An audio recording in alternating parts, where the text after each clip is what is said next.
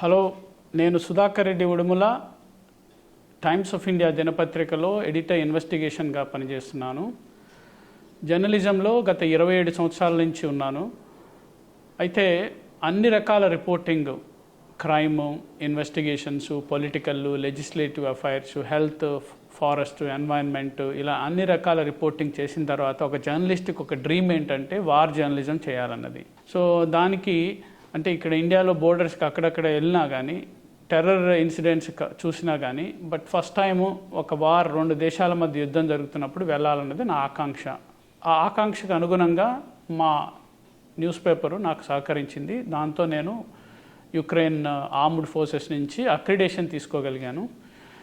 ఆ అక్రిడేషన్తో పాటు నాకు యుక్రెయిన్, పోలాండ్ 2 వీసాలు తీసుకోవాల్సి వచ్చింది. ఎందుకంటే యుక్రెయిన్ వాళ్ళ గగనతలాన్ని మూసేసింది. ఎందుకంటే అక్కడ వార్ జరుగుతుంది కాబట్టి ఏ సివిలియన్ ఫ్లైట్స్ అందులోంచి పోవట్లేదు. కాబట్టి నేను ఫస్ట్ ఫ్రాంక్ఫర్ట్ వెళ్ళి అక్కడి నుంచి పోలాండ్లో వార్సా వెళ్ళాను. 2 ప్రపంచ యుద్ధాలకి Warsaw is a great witness. అక్కడ ఉన్నాను నేను ఒక రోజున. అక్కడ వార్ మెమోరియల్స్ చూశాను.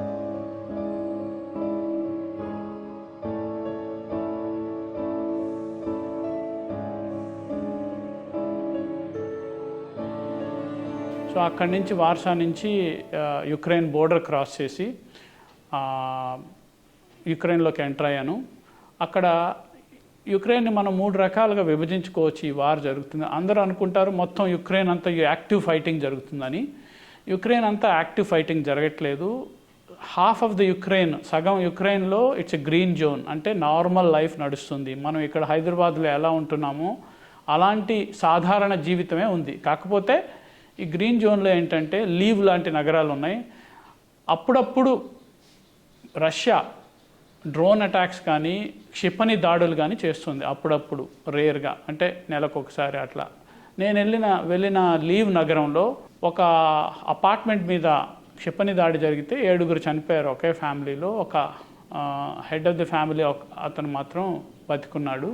సో అది చాలా బాధాకరమైన ఇన్సిడెంట్ నేను అక్కడ చూసినప్పుడు. ఫ్యామిలీలో అందరూ కోల్పోయి. సో ఇక ఆరెంజ్ జోన్ అంటే క్యాపిటల్, యుక్రెయిన్ రాజధాని కీవ్. ఈ కీవ్లో రెగ్యులర్గా, కంటిన్యూస్గా క్షిపణి దాడులు, డ్రోన్ అటాక్స్ అవుతున్నాయి ఎవ్రీడే. అంటే అర్ధరాత్రి 12 గంటల నుంచి 5 గంటల వరకు కర్ఫ్యూ ఉంటుంది. ఎందుకంటే ఆ టైంలోనే రష్యా క్షిపణి దాడులు, డ్రోన్ అటాక్స్ చేస్తుంది ఎక్కువ. సో కీవ్ నగరంలో కానీ, కీవ్ చుట్టుపక్కల కానీ ఈ సోకాల్డ్ ఆరెంజ్ జోన్లో రెగ్యులర్గా క్షిపణి దాడులు ఆడుతుంటే జనాలు చనిపోతున్నారు. ఇక రెడ్ జోన్లో, అంటే ఈస్టర్న్ సైడ్, యుక్రెయిన్కి తూర్పు భాగాన, దక్షిణ భాగాన ఉన్న రష్యా వైపు, అక్కడ తీవ్ర భయంకరమైన యుద్ధం జరుగుతుంది, యాక్టివ్ ఫైట్. అక్కడ కూడా మేము కొన్ని ప్రాంతాలకు వెళ్ళాము, సమీ లాంటి ప్రాంతాలకి, చెర్నివ్, సో ప్రాంతాలకు వెళ్ళాము. అక్కడ యాక్టివ్ ఫైటింగ్ అంటే ఆ రియల్ ఫ్రంట్ లైన్స్ చూసాము. అక్కడ షెల్లింగ్ అవుతుంది, గన్ ఎక్స్చేంజ్ ఆఫ్ ఫైర్ అవుతుంది. Apart from drone attacks, missile attacks కాకుండా అక్కడ రెగ్యులర్గా హ్యూమన్ డెత్స్ అవుతున్నాయి. అది భీకరమైన యుద్ధం. బట్ ఎక్కువ సమయం, ఎక్కువ రోజులు అక్కడ గడపలేదు. ఎందుకంటే ఇట్స్ వెరీ రిస్కీ, మన ప్రాణాలకి అపాయం జరిగే అవకాశం ఉంది. కాబట్టి ఎక్కువ ఆరెంజ్ జోన్లో ఉన్నాం మేము. గ్రీన్ జోన్లో కూడా కొన్ని ఇన్స్టిట్యూషన్స్ కూడా, మిలిటరీ అడ్మినిస్ట్రేషన్, మొత్తం యుక్రెయిన్ అంతా ఇప్పుడు మిలిటరీ అడ్మినిస్ట్రేషన్లో ఉంది. బికాస్ మార్షల్ లా ఇంప్లిమెంట్ అవుతుంది. బట్ చాలామంది అనుకున్నట్టు యుక్రెయిన్ అంతా నాశనం అయిపోయింది, లేకపోతే యుద్ధంలో అది పొరపాటు, అది కరెక్ట్ కాదు. ఈ గ్రీన్ జోన్ అంతా, ఆరెంజ్ జోన్లో కూడా నార్మల్ లైఫ్, ఎకానమీ ఉంది. బట్ దెర్ ఈజ్ అంటే ఎయిర్ రైడ్ అలర్ట్స్, రెగ్యులర్గా ఎయిర్ అటాక్స్ అవుతున్నాయి ఈ జోన్స్లో. దీనివల్ల ఏంటంటే ట్రామా ఉంటుంది పీపుల్కి. ప్లస్ ఒకవేళ రష్యా 50 డ్రోన్లు పంపిస్తే 47 డ్రోన్స్ని యుక్రెయిన్ కూల్చేయగలుగుతుంది. అంటే ఎగ్జాంపుల్ చెప్తున్నాను.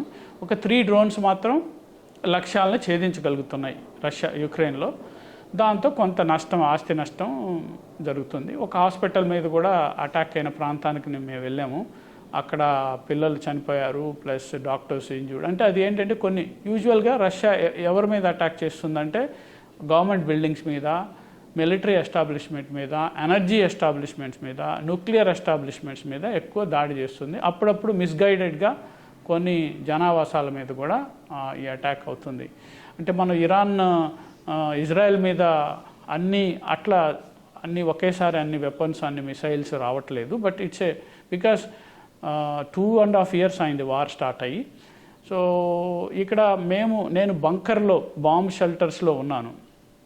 అంటే వాళ్ళ ట్రామా మనం ఫీల్ అయ్యాము. అన్ని రోజులు ఉన్నాను నేను, దాదాపు 17-18 days ఐ లివ్ దేర్.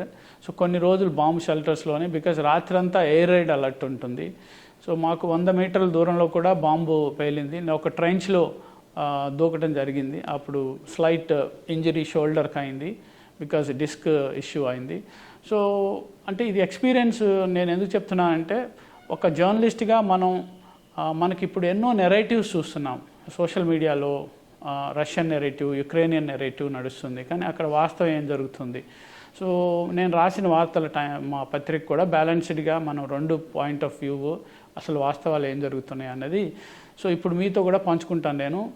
మనం యుక్రెయిన్ అసలు ఎందుకు యుద్ధం